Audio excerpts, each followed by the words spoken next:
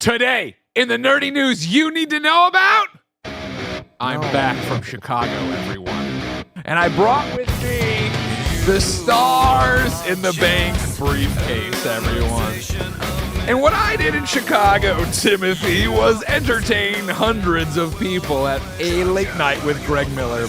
And what I asked them to do at the 2 meet and greets we did was fill this briefcase with hate mail about you. And boy, howdy did they. They came, and they were creative, Tim, all right? So not only do I have one person, he gave me, it's Level Up Real Estate in Wisconsin. He wanted you to have this chapstick for when you get burned, all right? And then, look, they made you a little Farewell Tim friendship bracelet, all right? That for you. Fair. What I'm going to do, though, is I have so much mail here, ladies, gentlemen, and MBs. I can't just possibly get through it in one show. Yeah. So I'm going to read it every 10 minutes. Random piece from it, okay? You know, you walked in, Greg. I haven't seen you in a week. I'm sorry, this is still the cold open. You don't talk during the cold open, right? God damn it. Tim, I couldn't possibly give you hate mail. And that's not one I want to read. That's not one I want to read. I want to find one where... Suck a butt, Tim. We'll have all this and more because this is Kind of Funny Games Daily.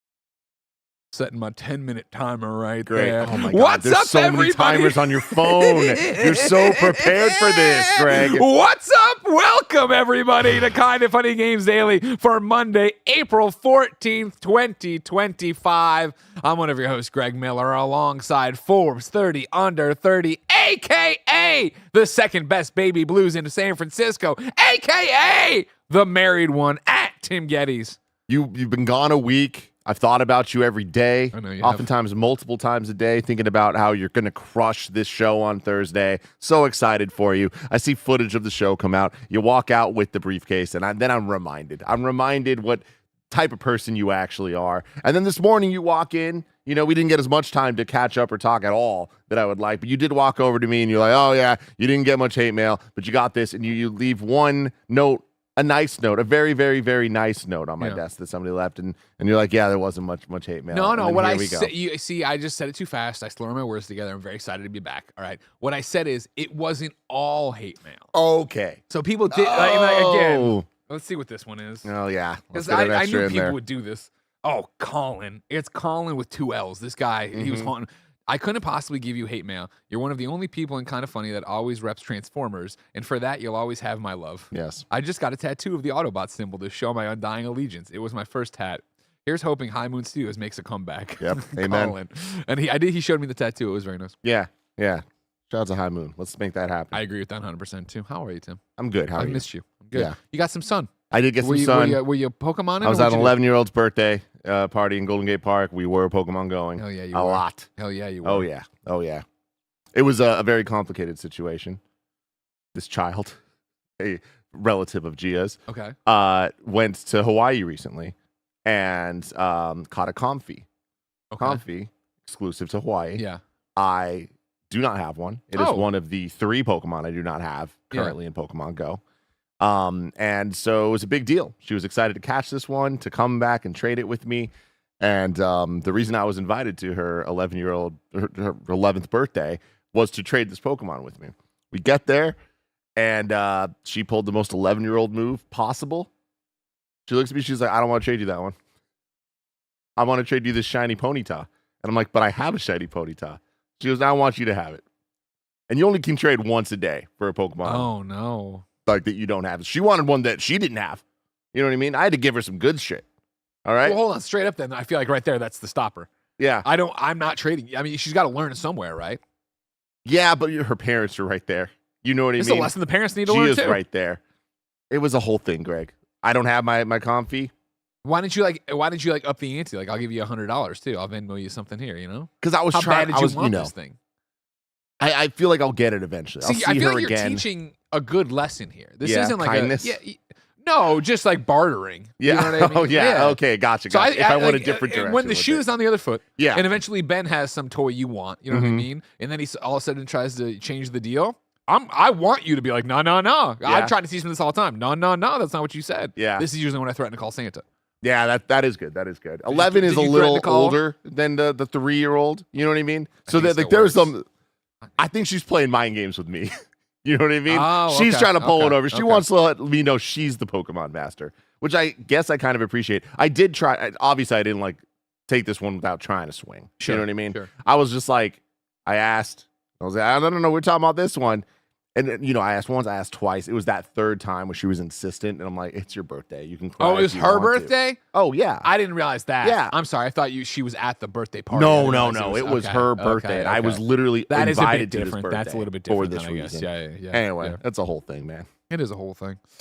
Just like the fact that Marathon is coming in September, PlayStation 5 prices are going up, and Mythic Quest has been canceled. We'll cover all that because this is Kind of Funny Games Daily. Each and every weekday on a variety of platforms, we run you through the nerdy video game news you need to know about live on youtube.com/kindoffunnygames, twitch.tv/kindoffunnygames, and podcast services around the globe. If you love what we do, pick up a Kind of Funny membership. You can grab it on patreon.com/kindoffunny, youtube.com/kindoffunnygames, Apple and Spotify. What it would get you, of course, is every one of our shows ad-free. That's more than $80 a month.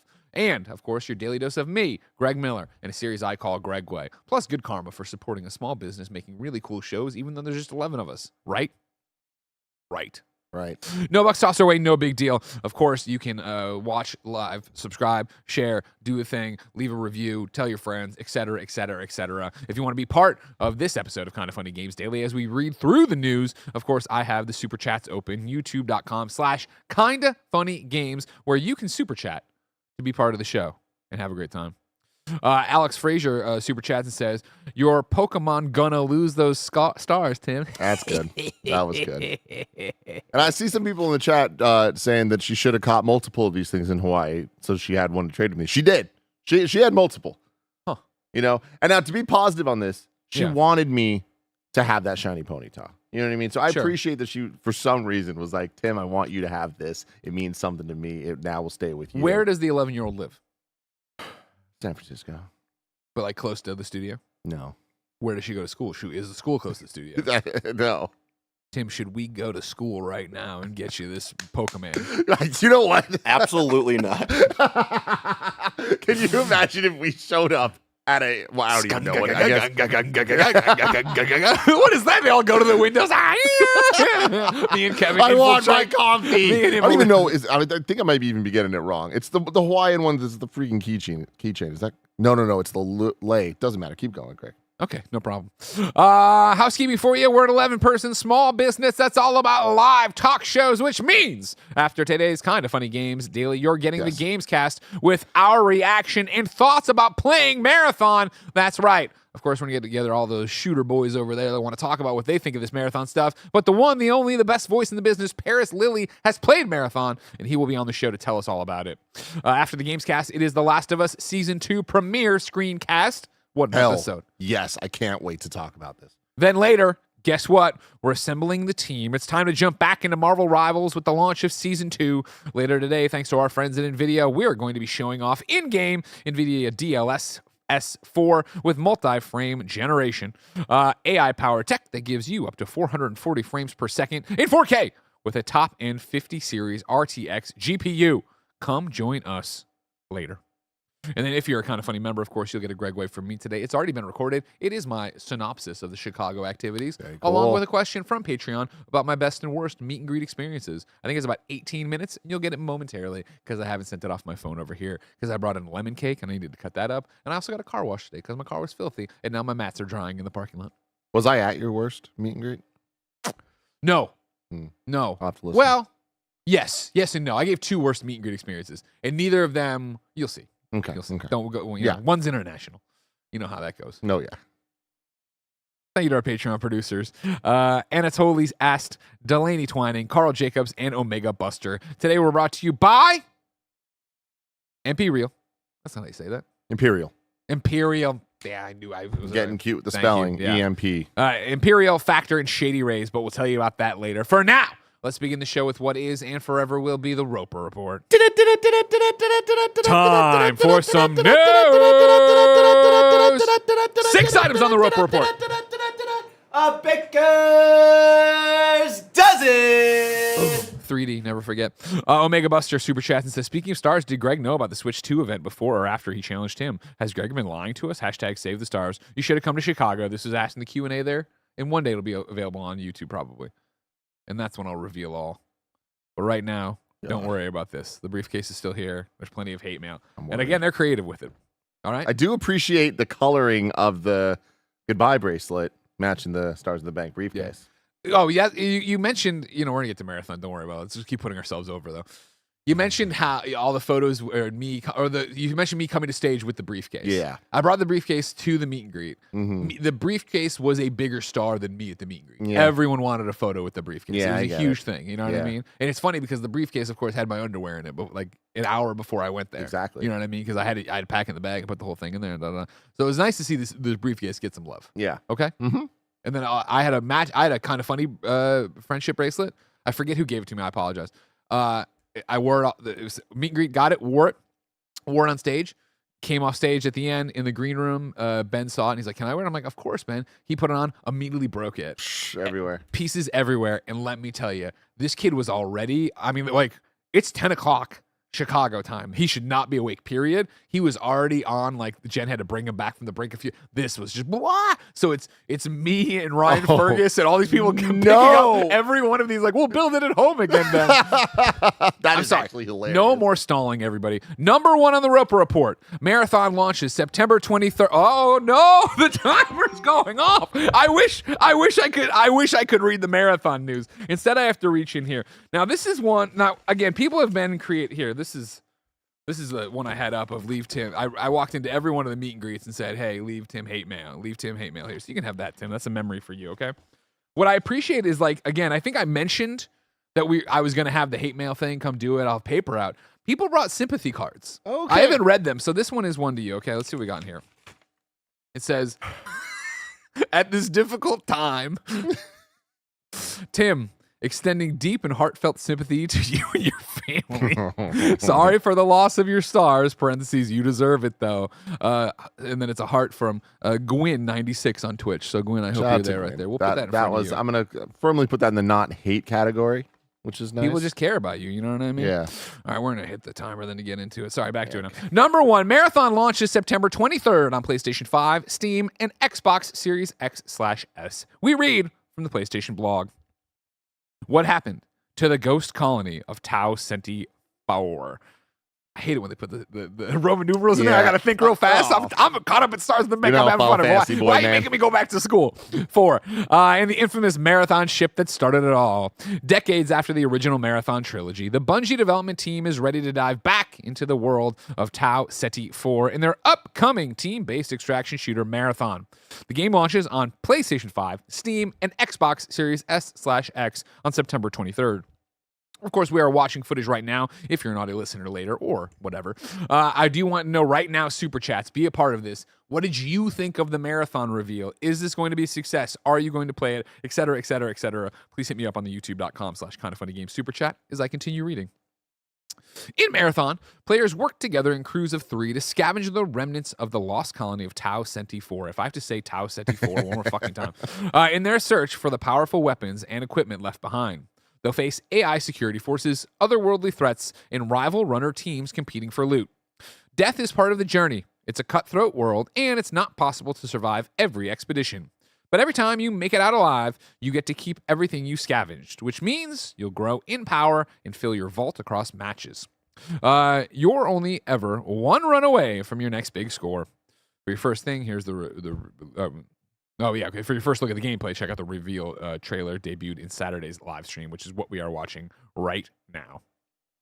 Timothy? Yes.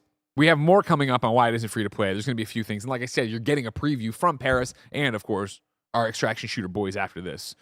What has been your reaction to the reaction to Marathon? I mean, here's the thing, right? I legitimately feel like you can take our conversations around Concord last year and just replay that episode of Games Daily, and it's going to be the exact same thing. I just think the problem there is it's even worse now because that's happened and we saw how it ended. So I just think it's a little more rough for this to be coming out now. Sure. I will say, looking at it, I personally think it looks really cool. Like, I don't think that this looks like just another one of these things. Like, I think there is a nice visual style to this that, like, is fun and colorful in ways that I appreciate. Having said that, it's not Marathon. This is definitely a departure from what Marathon was. I don't know that that's necessarily the biggest factor, but if you're going to bring back Marathon, like, why do it then, right? Yeah. Like, just come up. It might as well just be a new IP if it's a new IP. Sure.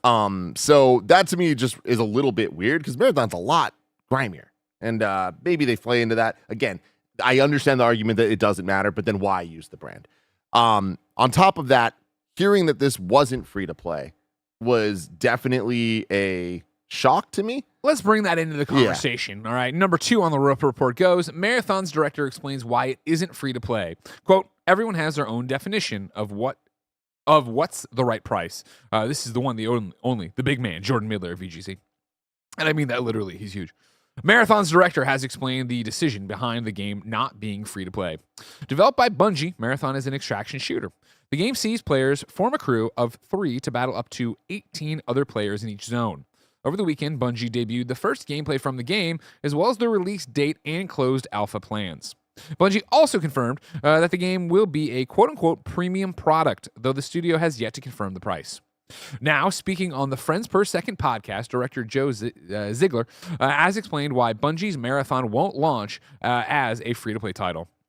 Quote, we're hoping that what we're showing is exciting enough that someone is going to take the leap with us. But we are also committed to delivering on seasons past this that will continuously offer to evolve the game without an increase to the box price, he said.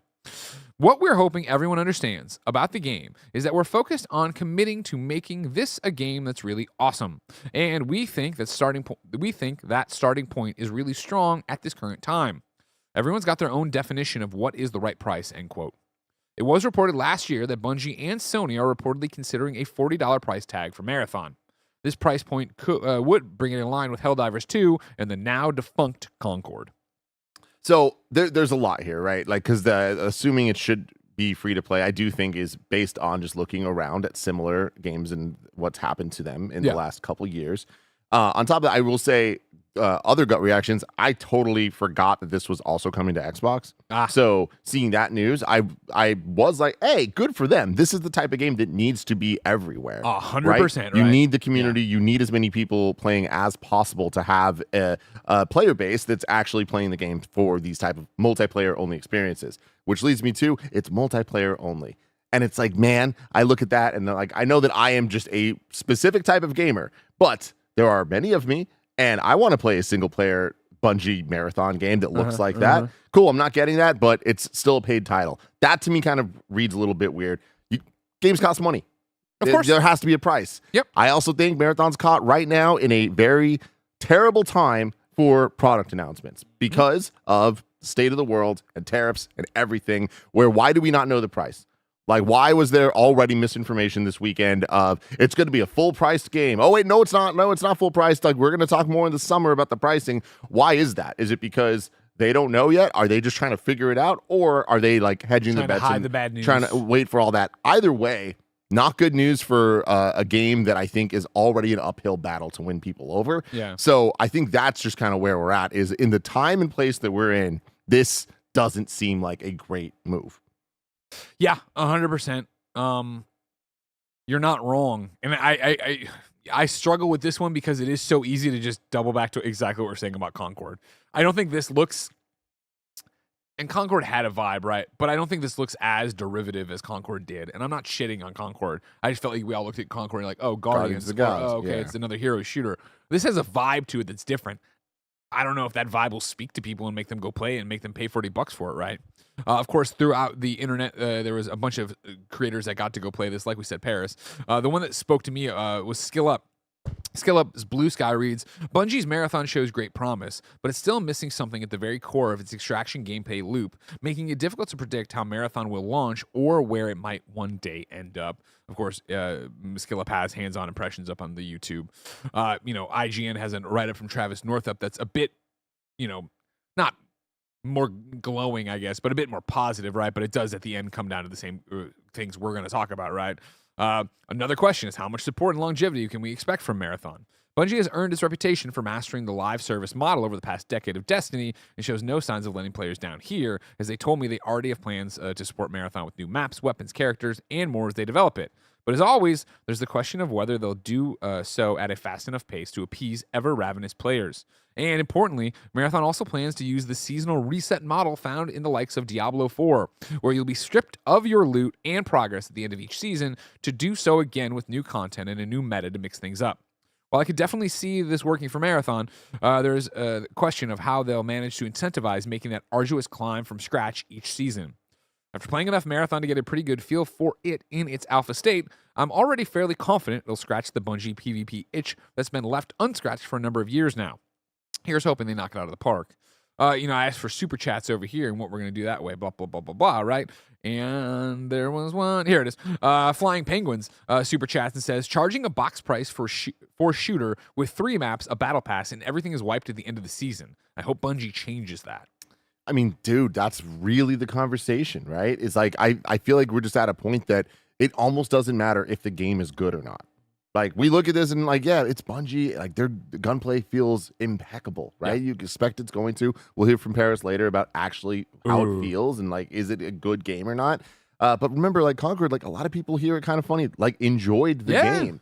But that is just not enough in this day and age with where we're at and how much competition's out there, paid, free, or otherwise. At time, we always talk about being a big thing. But I feel like you talking about the Concord and like, oh, like it felt derivative because of Guardians of the Galaxy, which it's not just like, oh, we've seen this thing before. It's more about a vibe and a culture of like Guardians has permeated so many things for so long, over a decade at this point, that like it kind of just feels like been there, done that already. Sure. Whereas like this, I feel is kind of stuck in this awkward place where despite it looking, I think, awesome. I really like the direction of the art of this game. The problem is, it's almost the opposite of the Guardian situation, where this kind of just feels like we've seen a lot of this for games that haven't necessarily even come out yet. But then when they do come out, they're just kind of like, oh yeah, the finals, Yeah. Like I just feel like we've seen trailers that look like this of a ton of games coming out, and we're already exhausted by it. And that's the thing too, where we double back and you go, okay, well, what does the success of Marathon look like to PlayStation? What does the success of this look like to Bungie? Sit here and we have on Friends Per Second, the director talking about a way of these plans, and we're going, we're committing to this long term, blah, blah. Remember, one of Concord's big fucking things, right? Oh, sorry, that's the timer. Yeah, of course. Now, this one I'm actually pretty proud of, okay? And this person admitted they had too much time on their hands. Oh, my Lord, there's an essay. Nick Metzger did an essay. An actual essay. He wrote it to Professor Blessing Adeoye Jr., English 105, Advanced Game Showdown Studies. The cowardice of Tim Geddes, a farewell tour for a false king. There comes a time in every long-running story where the truth finally comes out. The masks fall away, and the crowd sees their so-called hero for what he really is. For Kind of Funny's quote-unquote champion, Tim Geddes, that time is now. For too long, Tim has strutted around the Kind of Funny Game Showdown stage like some kind of trivia god, racking up stars and drowning in his own hype. But hype can only take you so far, and when Greg Miller, Kind of Funny's walking chaos engine, came to cash in stars in the bank, Tim didn't meet the moment like a champion. No, he packed his bags, clutched his limited edition Joy-Cons, and fled the state. This goes on for that's 1 page, 2, 3. This is 4 pages of just an essay this man wrote. You know what I mean? And I'll just read you the final 3 sentences here. Please. 4, I guess. The Tim Geddes era is over, not because someone took his stars, but because he ran before they could. The champ is here. You can have that one too. You can look at that one. Thank you. Thank you so much, Nick. No. Nick Metzger. Set the timer again. Sorry, there for the next 10 minutes. English 105, Advanced Game Showdown Studies. Yeah, okay. We got some good kids out there. You know what I mean? Mm-hmm. Chicago, good man, kids. they hate you. Good kids. They just hate you. Mm-hmm. They know what you did on Game Showdown. This marathon business, yeah, like, is it enough to stand out? Is it this? Is it that? Is it? And are we having the same again? Right now, at this, let's just jump back because there's so much to talk about. Yeah. I apologize, and I'm just excited to be on a microphone, hanging out with my good friend Tim here that I love taking care of. You talked about at the top of where's the price? There's all this confusion. There's this, that, the other. I feel like you are PlayStation. You didn't watch Concord die and it was an Xbox game. You lived this. And so the fact that you don't have a locked in, rock solid, here you go, here's the next 4 seasons or whatever it is, spelled out to show we are committed and show we are there.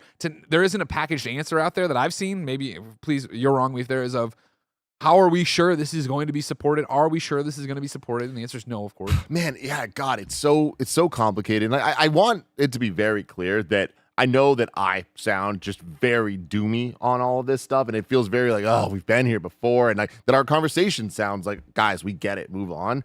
But why aren't they moving on? Like, why are they continuing to do this over and over? Like, I feel like when we look at Concord specifically, like they committed to a lot of things. They committed to, hey, there's gonna be weekly story drops and all this stuff, and we're like, wow, y'all believe in this game. We've like, made cutscenes for an entire year. Like, I can't believe that that's gonna happen. How is that gonna happen? But like, y'all are committing to this, and that didn't work out. And you look here with like how they're committing, and it's like, I don't know. It feels like a false sense of bravado if you're going to be like, yeah, this is the plan. We've seen it before. Avengers, right? The fucking Avengers trying to go for this live service thing with a, honestly, foolproof plan of we're going to have all of your favorite heroes month after month just be dropping. Sounds impossible. The Marvel Rivals did, and it's fucking crushing it and continues to dominate. It turns out it was impossible for Crystal Dynamics. Like every single time, like they put something out, it's like the whole day is dedicated to fan art of Emma Frost. You know what I mean? Yeah. Anyways, it's like I totally lost the point I was making. It was good, I promise. That we're saying the same thing again. Yeah. But I think there's an interesting super chat I want to drag in there, okay? L Captain 22 super chats and says, kills me that every game like this from Sony is going to be mentioned with Concord while Helldivers 2's success is ignored. Yeah, okay. Thank you. That actually sparked what I was saying. Remember, and we don't know who the people are specifically, but like the conversation was PlayStation bought Bungie. Bungie is now kind of talking to the rest of their teams for their clear live service initiative of, hey, there's some structure, there's some DNA here that we know stuff because of Destiny 2 that we're going to educate the PlayStation studios. Yeah, we've done this before, to some extent, right? And now you look at it here and it's like, cool, well, this is the example of that.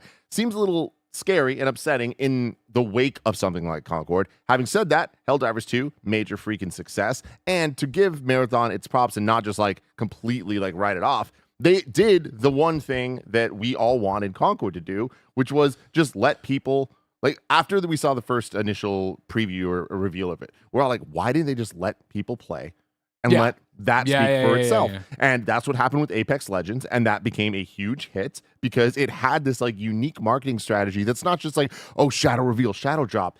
It's when the entire conversation is, yo, this game's good. I played it. It's good. That goes so far. And so, hey, at least they let people play the game here. But we're now at a point that you need to couple that with all the right answers. And a lot of the stuff they're saying here simply aren't the right answers when it comes to price / not actually having a price, but knowing that it's going to have a price. Yeah. That is like this nebulous thing that gives people. Own it. Yeah, own it. And I know why they don't want to own it. Again, Terra stuff aside, even besides that, it's like because of Concord. Yeah. To this question about, it's going to be compared to Concord rather than Helldivers 2, I think, again, we're talking about, to a degree, apples and oranges, where Helldivers 2, of course, they don't own Arrowhead. They own the IP. But again, back to what is a success for any of these companies, the number they wanted to hit with Helldivers 2, I'm sure, is far smaller than what they wanted to hit with Concord and what they want to hit with Marathon. Bungie's Concord, they're a new Star Wars. Bungie is a studio that they bought for all of this live service initiative, their expertise. That fruit has not been born for that. Which includes Marathon, right? Like why are they doing Marathon? Because they own that IP. So it's like, you don't get another swing at the bat at Marathon. If Marathon doesn't work, Bungie closes, right?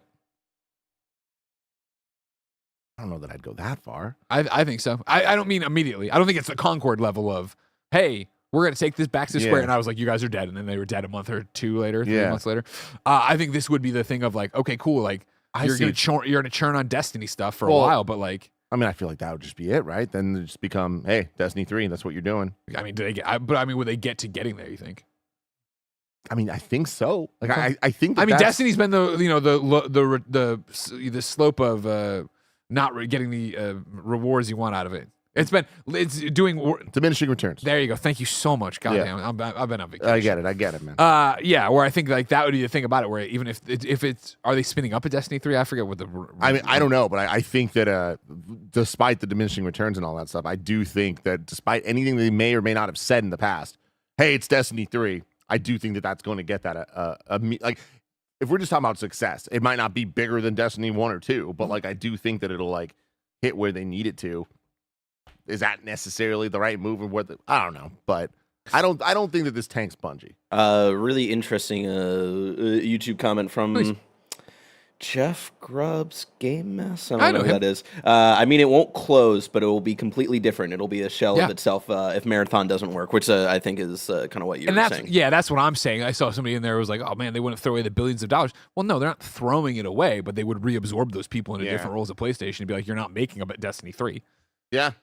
I mean, we talk about this a bazillion times about Activision with Vicarious Visions and of course. all the other teams, but like, yeah, you're making Overwatch maps now. You're making, Call of Duty maps now. Like, that's what you're doing. So, yeah, maybe. But at that point, what are they doing? Because it's like, I mean, what do they do? PlayStation, I mean, like, what are they doing with live services? Yeah. This wasn't the way to go. And again, though, I said this earlier, but this being on Xbox too, I do think gives it a little bit extra of like there's some potential here. I don't think that it's over for Marathon yet. Let's get into super chats about because plenty of people have written in what they think about it. Street Shadow gave a very handsome super chat here. Thank you so much. It said, very excited for Marathon. They have room to improve, but something they are doing that is very positive for me as a long-time and still active Destiny player is the level of openness and community engagement they are doing from streamers to normies. We got more in here. I'm sorry. There's everywhere. We got a bunch of people talking about it. Cody says, I think Marathon has a lot of promise. Even if you guys don't love the look, watch the cinematic trailer. It's by the Love, Death, and Robots guys. So good. Hell yeah. I love the look. I think the look looks good. Do you too? Huh? You also feel that way? Of the game? Yeah, the greens and the thing. Yeah, like the style of the game. It looks different. Cool. Awesome. Concord did not look different enough, I think. And I'm not a person for Does any that of these translate games. to live service success, though? Exactly. Yeah. Does that actually matter? I don't know. And then anytime you go, well, I guess you were talking specifically about the look. I won't then. But obviously, like, cinematic trailer doesn't help me because I'm wanting to know how the game plays. But again, that's different, guys. Conversation of it. But cinematic trailers in general, let's not base our hype on any of that stuff. CJ Splits On says, game looks cool, need hands-on, hate the free-to-play or bust narrative around multiplayer titles these days.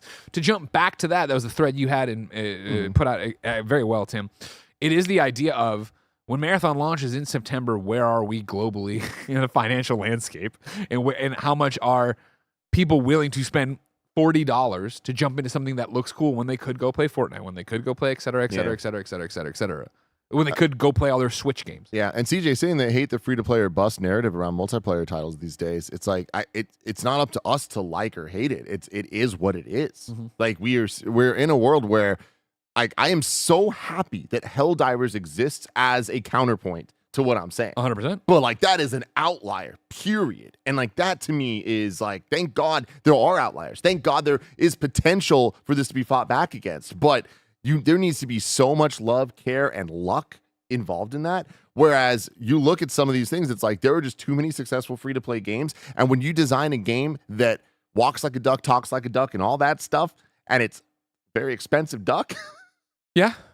Yeah, I mean, and that's the thing where it's like... Guys, I lost it, all right? You know what I'm saying, but I lost where exactly I was You lost going. the duck? I lost the duck. Where's the duck, everybody? No! Helldivers, is being this outlier and also being something that draws me in. Like, it's again that Helldivers says all the right things for me wanting to play those games of play with your friends, which you can do here. Great, sure, okay. But it's also buy the war bonds and they never expire. You're always earning for that. You're doing the thing. I don't feel like I'm on the treadmill. When I'm reading this one and they're immediately talking about, well, your progress gets wiped in the end, which I don't like about Diablo. I don't love rolling a new character. I like having a lineage there. The idea of jumping into this, going through, playing it, and then learning a new meta, doing a whole thing. Like, granted, I'm not the guy for this game. This isn't meant to be a Greg game, but I can tell you why I love and still play Helldivers. Oh, timer's going off. Why I love and play Helldivers, but why I look at this one and I'm like, I don't think I would come back to this one. This one says, quote, Team Greg, and then it's attributed to Hans Zimmer. Oh. Aaron wrote this. Aaron Hesselink wrote this one, though. Thank you very I thought much. Hans himself was there. Why? Aaron probably heard that in a bathroom. He probably heard him say that. Yeah. Whatever. Boycott Activision says $40 equals less players. Free-to-play equals more cheaters, i.e. Delta Force. I love just coming out to dunk on Delta Force. Do you have to pay for Call of Duty? Warzone, no, right? Warzone's free to play. Yeah, okay. Gator Mashed Potato says, I'm interested in Bungie's take on the extraction shooter, and this does look cool, but the premium price makes me less interested to check it out on day one. And again, what is that number that they need on day one to be like, this is great, this is what we wanted, now we're ready to go? And because it is that usually for games, right, your numbers is at the highest when you are launching. Here we go, and then it's going to be this decrease, but bringing it back. But are you ever getting back to that number? And it's like, are they going to be able to ride that thing back up? That number to start isn't like where it needs to be. There's no coming back at this point. You know, I think gone are the days of the Rainbow Six Sieges and things like that. I'm just like, oh, we can fix this. We can get this, because I think that so many of those were bolstered by other titles in the portfolios of these publishers. And I think that one by one, we're seeing different verticals of these type of games get wiped out, not have enough success, and studios get closed. And it is kind of a condensing on, okay, we're not making enough money here. Let's pivot to more of these like free-to-play live service games or whatever. And then it's like, well, what if the live service wasn't free to play? What if we also charged? What if we tried to make even more money from it? And that's where we're at now.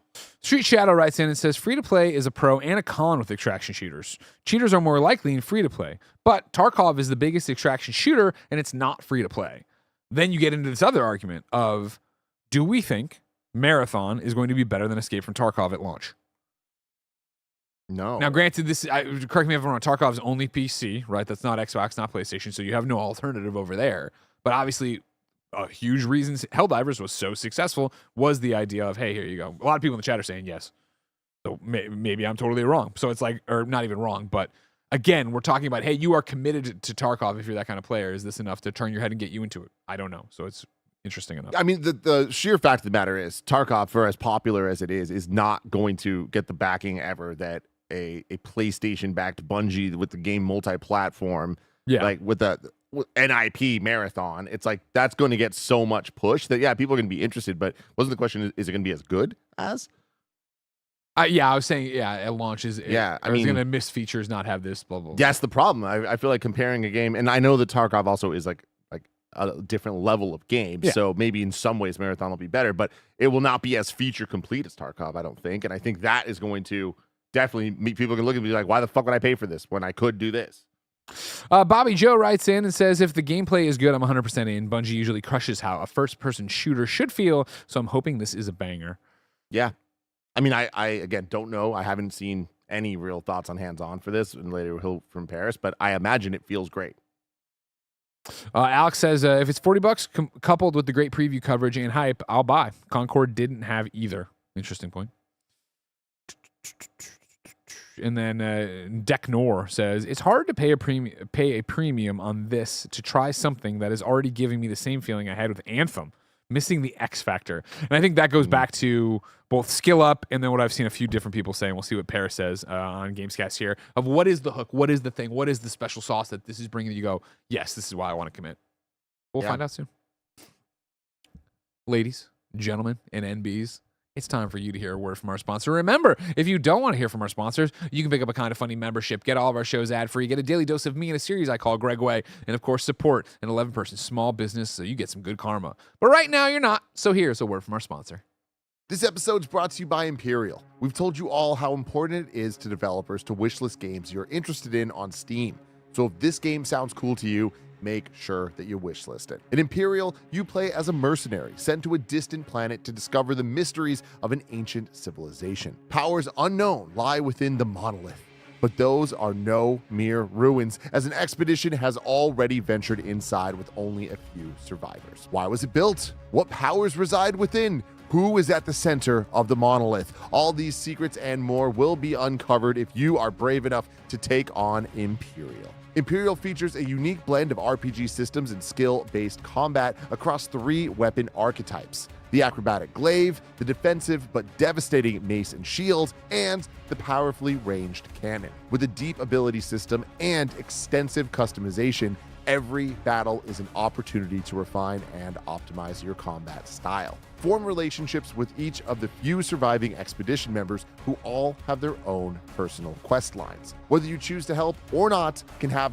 drastic consequences for them. The monolith is guarded by powerful automatons, each with distinct attack patterns and weaknesses that demand precise execution and strategy to be victorious. Create your mercenary, enter the monolith, learn powerful abilities, defeat the automatons, and uncover the secrets that lie within Imperial. Imperial is available May 8th on PC, Xbox S and X, and PS5, but you can wishlist now. Do it! Wishlist Imperial. This episode is brought to you by Factor. Make this your best season yet with nutritious 2-minute meals from Factor. Eating well has never been this easy. Just heat up and enjoy, giving you more time to do what you want.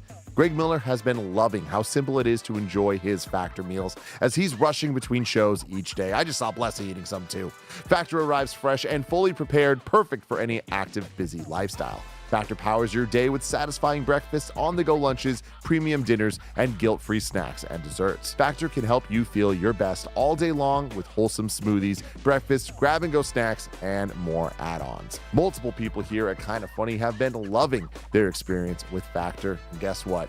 You can too. Get started at factormeals.com/kindafunny50 off and use code kindafunny50 off to get 50% off plus free shipping on your first box. That's code kindafunny50 off at factormeals.com/kindafunny50 off for 50% off plus free shipping. This episode's brought to you by Shady Rays. Get ready for the season ahead with quality shades built to last. Our friends at Shady Rays have you covered with premium polarized shades that won't break the bank. Shady Rays is an independent sunglasses company offering a world-class product rated 5 stars by over 300,000 people. They have hundreds of options to choose from, so you're bound to find the perfect pair to match your style. If you don't love your shades, exchange them for a new pair or simply return worry-free within 30 days. There's no risk when you shop. Their team are always there to have your back with personal and fast support. Y'all know I've been outside a lot playing Pokemon Go, and it's such a great experience wearing Shady Rays when I'm out and about looking dope. Exclusively for you, Shady Rays is giving out their best deal. Head to shadyrays.com and use code FUNNY for 35% off polarized sunglasses. Try for yourself the shades rated 5 stars by over 300,000 people. Again, go to shadyrays.com, use code FUNNY to get 35% off polarized sunglasses. Bryce writes into the Stars in the Bank Tim hate mail thing. It says, my son had brain cancer, but watching Tim cheat away Greg's hard-deserved stars is the worst thing that happened to him. The best part about it, Bryce had to redo it. Yeah. Like he started writing it. I looked over and I'm like, are you stopping? And he's like, no, I just screwed up a word in there. I'm like, good. I'm good. I'm like, I like where that one's starting, Bryce. Got it. As a man who jokes about his own cancer, I like how you're starting this one. Let's keep going. Number 3 on the Roper Report, Sony is raising the price of the PlayStation 5, parentheses, again, this is Michael McWhorter over at Polygon. The price of the PlayStation 5 is going up again in some territories. Sony Interactive Entertainment announced on Sunday on its PlayStation blog. Sony's latest price increases went into effect on Monday and affect consumers in Europe, the UK, Australia, and New Zealand. Sony blamed, quote, a backdrop of challenging economic environment, including high inflation and fluctuating exchange rates, end quote, in a statement attributed to Isabel Tomitsa, Vice President of Global Marketing at SIE. In Europe, the price of the PlayStation 5 edition is now €499.99. That's a €50 increase, and now €100 more than the PlayStation 5's digital's launch price in Europe, which was $399.99. The UK is getting a pricier PlayStation 5 Digital Edition too. It's now £429.99. That's an extra £40 compared to what the console cost last week, and £70 more than the console's original price in the UK at £359.99. In Australia and New Zealand, both the PlayStation 5 Digital Edition and the standard PlayStation 5 with the 4K Blu-ray disc drive are getting price increases. The price of the PlayStation 5 Pro is not changing in any of those regions. One piece of PlayStation 5 hardware that's getting less expensive is the console's 4K Blu-ray drive add-on. Sony previously raised the price of the PlayStation 5 in Canada, Mexico, Europe, UK, Australia, Japan, and China back in 2022. When's it coming to America, Tim? Who the hell knows? When's it going to come and then go away the next day and then come back worse the day after that? Like, we're just in such tumultuous times that it almost feels silly to speculate and even give any thoughts on this. Sure. This sucks. Yep. This is not like it was even the last time this happened, because it happened last time, Greg. We're at a point now that in a console generation, we're not getting price cuts. We're getting price increases. Yes. That was scary when it first happened, when we see games just get more and more and more expensive and just get standardized in that way. Mario Kart fucking World is $80. That is nuts, man. I hate this. And there's just no getting away from it. Yeah. Bear's got his tweet up from the one, the only Matt Piscatella. He's, quote, blue skying. I don't know what he fucking say. Games Industry Biz that says, major Nintendo supplier warns Nintendo Switch 2 will be subject to 145% U.S. tariffs. Matt, quote tweets it and has a quote that says, quote, that's because U.S. President Trump has now confirmed Chinese-made electronics will not be exempt by simply move to a different tariff bucket, which means hardware created in China, including Sony's PlayStation 5 consoles, will likely still be impacted, end quote. Of course, over the weekend, there was a whole bunch of different breaking news. I'm reading from a Washington Post Blue Sky breaking news. The Trump administration announced that smartphones, computers, and other electronic components are exempt from reciprocal tariffs days after the United States imposed the highest levies on foreign goods in a century. Important that this talks a lot about computers and phones. It is not video games. The video games still are attributed to all this. So everything's fucking crazy and sucks. Yeah. And again, it's like, it's just the scariest part is just feeling that there's no resolution coming. Like at any moment, all of this could just be like, guys, we fixed it. Or more likely, hey, it is worse than you could ever imagine. Or more accurately, you'll never know. We're never going to hit this is the new normal. The new normal is where we're in right now, which is utter fucking chaos. Yeah. This is a shitty question to ask because we're talking about the chaos and nobody knowing anything and X, Y, and Z. But I have to ask, when do you think we find out what Nintendo is going to do? I mean, I don't know. Yeah.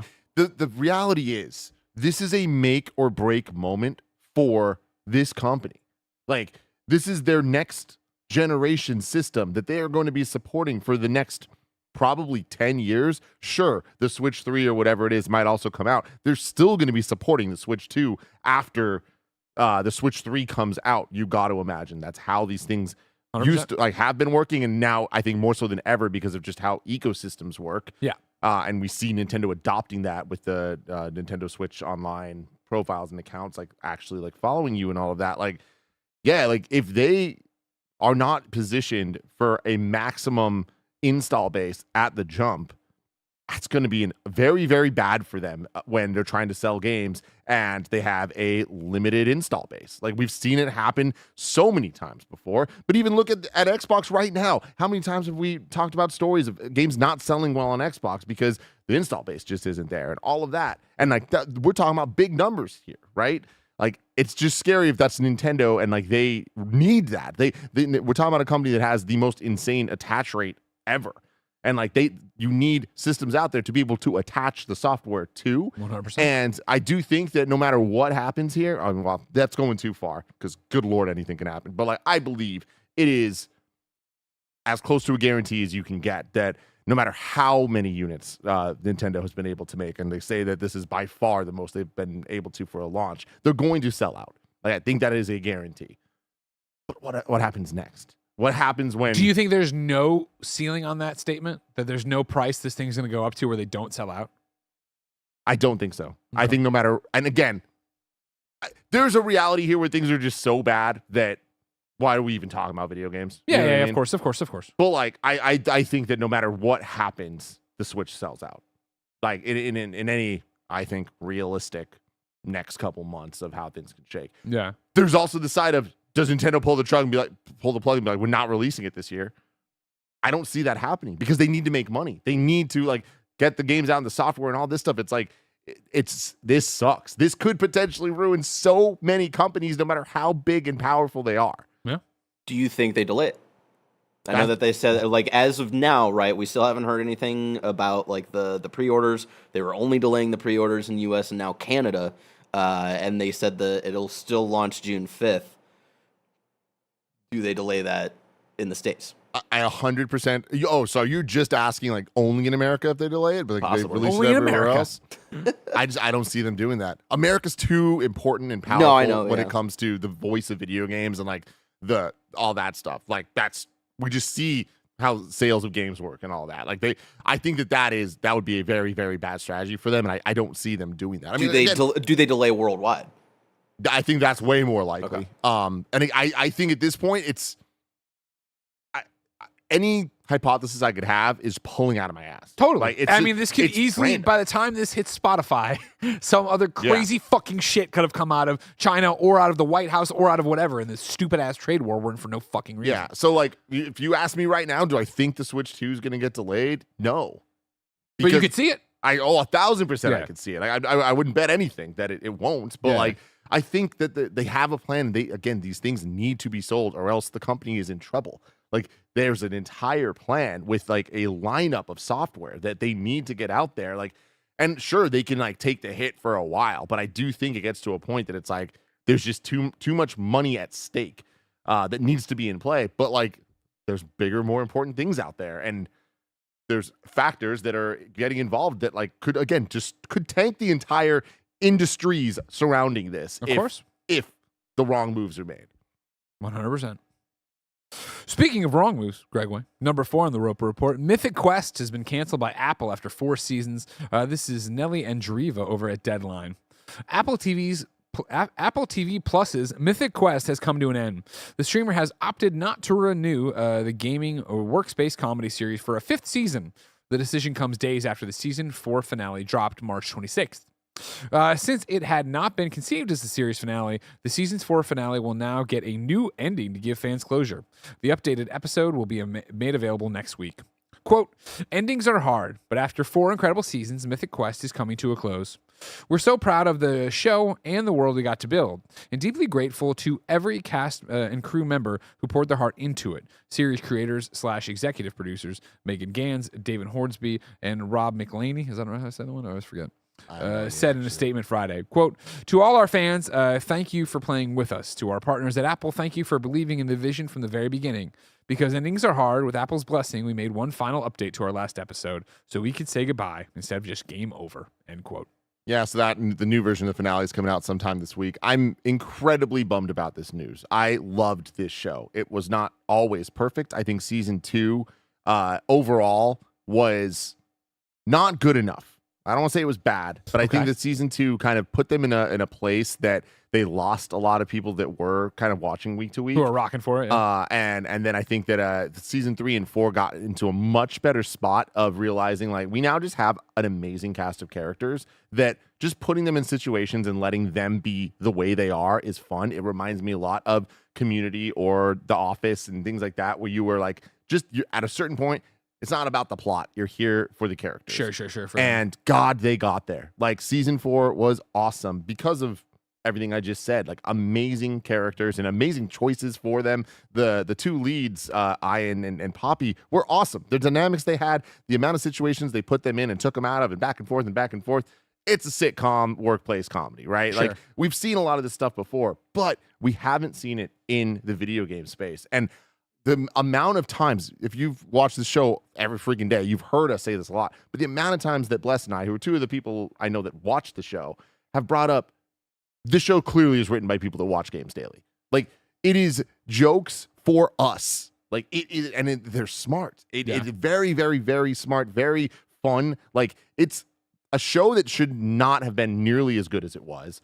Yeah, I mean, I remember this getting announced, right? Oh, Ubisoft's doing a show with Apple as gonna be garbage. garbage. At Ubisoft's like E3 Trash. show, and we're like, what the fuck is this? And so wrong. And again, I'm not trying to say it's the best thing ever, but I will say that it is a incredibly good comedy. Like, I think that they've gotten to a point that they I'm watching this and I put it up there. I think Hacks is the best, but in terms of the contemporary kind of comedies, like it's this Hacks. I like this a lot more than Sex Lives of College Girls, and I loved that show. Another one that just got canceled. But at the same time, I can't believe the show made it to 4 seasons and a spinoff. Yeah. I'm What's very the spinoff? It's called Side Quest. Okay. It just came out. It's like technically the last, I guess, besides the little bit that they're adding here.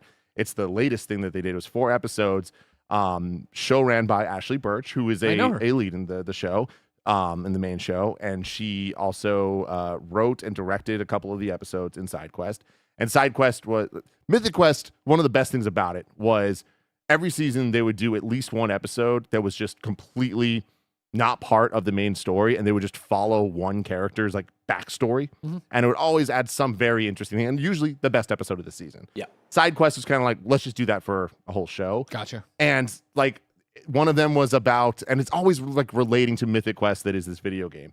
And the amount of video game culture that they were able to fit in the show and treat authentically is something that really needs to be commended. And I'm saying all this because y'all should watch this show. Even if it's over the time that's there, it's worth your time. And That's really cool they get to do an ending. It is. And I'm very interested in what's that going to be. I don't think it could possibly be great. Like, just with where They're the all season, laid off. I mean, real talk, I think that's going to be what it is. Yeah. Like, that's the type of show that this is. Yeah. But it's crazy that the side quest, like, one of the episodes was about the comic book based on the game.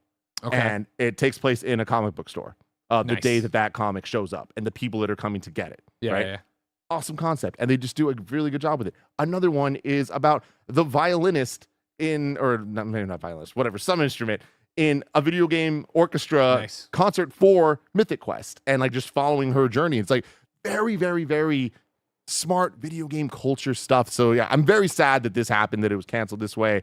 And like, I get it though. I totally get it. But shout out to them for 4 seasons and a spinoff that I thought were excellent. I would recommend everybody watch it. Apple TV continues to be the unsung hero of the streaming game. They need to fucking promote their stuff better. And this is what happens. They don't do that. Yeah. They just let their shows happen. And people that are watching them are like, these are so freaking good. But unless you're Severance, it's like, you never hear about You it. don't break out. Barrett?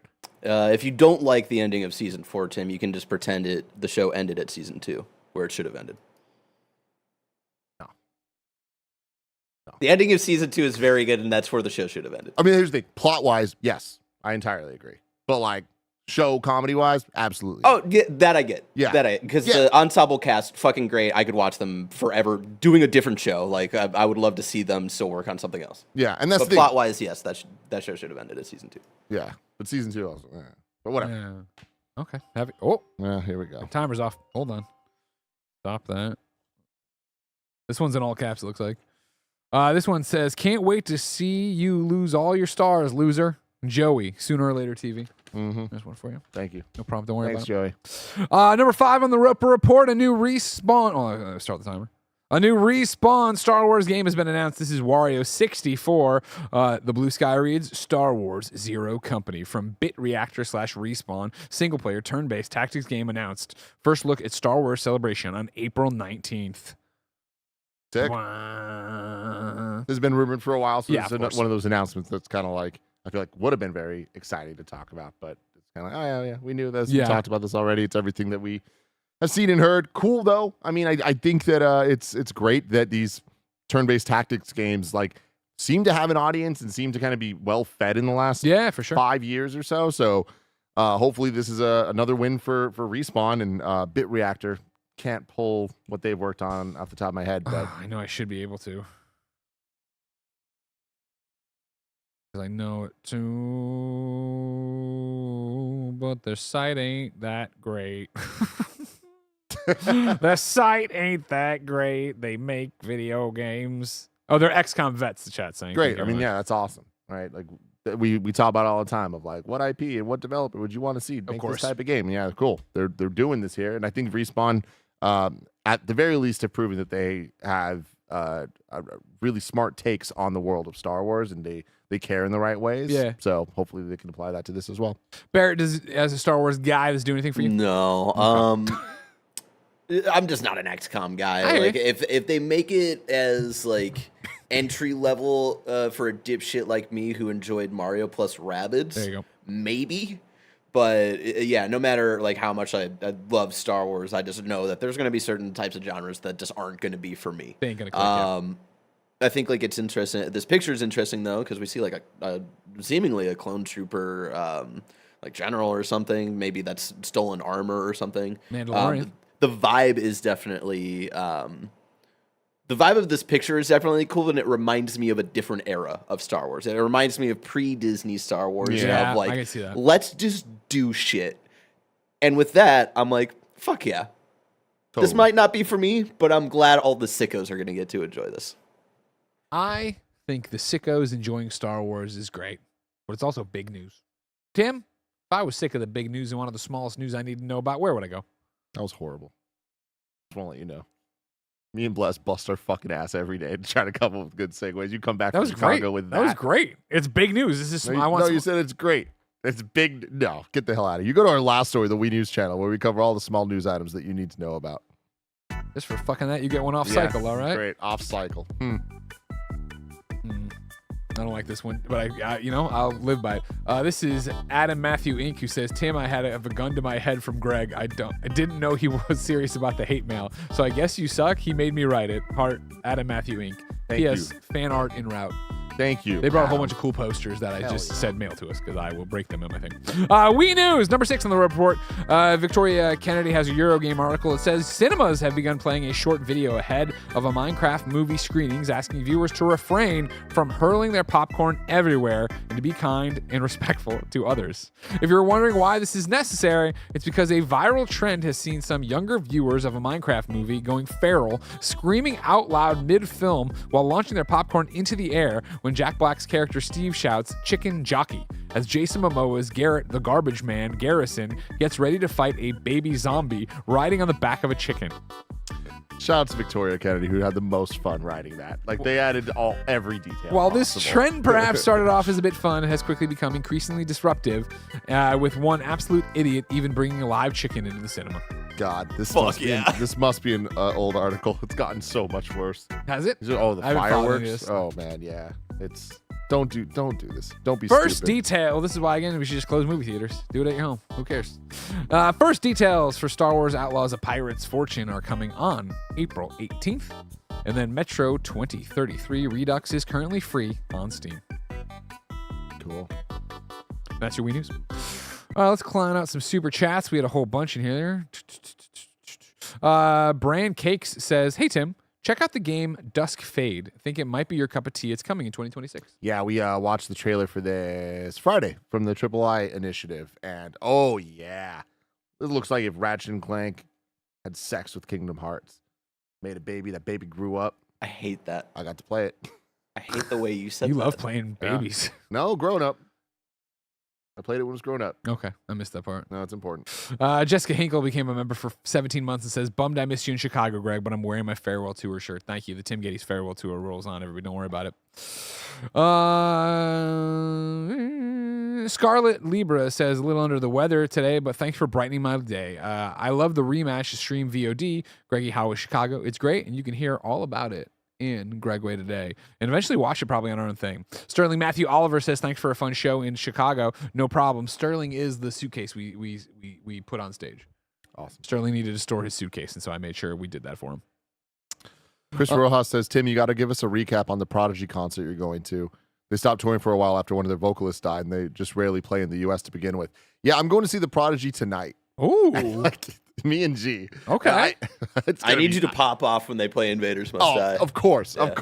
But no, I am incredibly excited. But this is definitely like the most out of my and definitely Gia's comfort zone concert. So why are you going to it? I saw an Instagram ad for it, and I'm like, this looks awesome as fuck, and I have to do this. And also, like, I love Prodigy's music.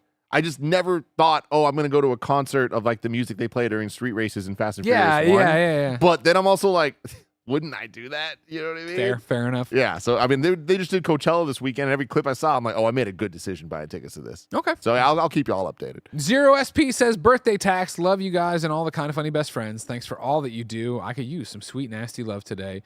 Happy birthday, Zero SP. I hope you have a fantastic time." Zach Brown then writes in and says, as a member for 15 months, 15 months, rock chalk, Greggy. Zach Brown, I hope you have a terrible day. Wow. Hope you have an awful day while you're Flintstoning your car around in Kansas, you know what I mean, electricity or combustion engines. Mr. Hawks 182 says, "Your boy got a new job. Thanks to all the kind of funny best friends for keeping me in good spirits. Also, Tim, how about a meet and greet in Vegas this weekend?" Oh, man. First off, congrats on the job. So proud of you. He's been updated on all this stuff. Yeah. So it wasn't even that great last week. So hell yeah, that's awesome. Meet and greet in Vegas probably not going to happen. This Vegas trip is it's pretty in and out, and I'm with a friend group that I'm not normally with, so it's like I don't think I'm going to have time to. But if you see me, say something. Yeah. Spicy. Day one, I'm wearing a dope as fuck gold WrestleMania 41 jacket. Remember the Vanessa Hudgens? Oh yeah, Hot Girls Love Pro Wrestling. Gia got that. I have a custom made Hot Boys with a Z. Love Pro Wrestling. I'm wearing that underneath the dope ass gold jacket. And day two, I'm going full John Cena. Jorts, wristbands, hat. I can't wait for photos of this. I've known Gia for 10 years. She's allowed me to do so many things. And this is where she almost drew the line. Legitimately, she walked into the room and I was fully decked out in the outfit. She looked at me and she was pissed. She was actually mad. And she's like, no.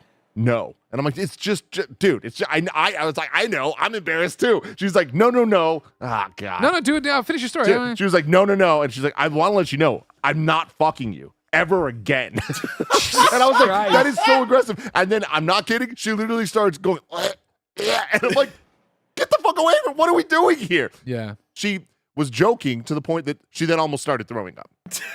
Jesus Christ. That's on you, G.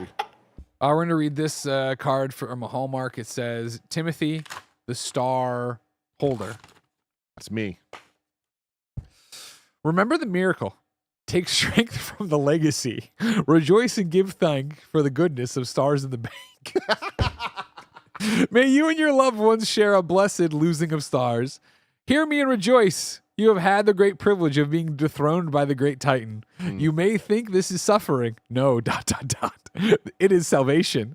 The universal scale tips towards balance because of your sacrifice. Smile ... For even in your loss, you have become the loser to Greg. And it's all caps and it looks like a serial killer wrote it. I love that. Is that the speech that Squidward gives in Infinity War? It sounds very similar. Yeah, of course. Spicy Jellyfish Super Chats and says, fantastic news on the PAX East Storytime slot, Greg. Are we getting a kind of funny meetup anywhere? Too many good breweries and food out in Boston. If you missed it, I'm the keynote speaker for PAX East. So cool. What has happened since then is, I want you to know, they had hit me up and like, oh, yeah, you want to do PAX East keynote? I announced this during my Chicago show. No big deal.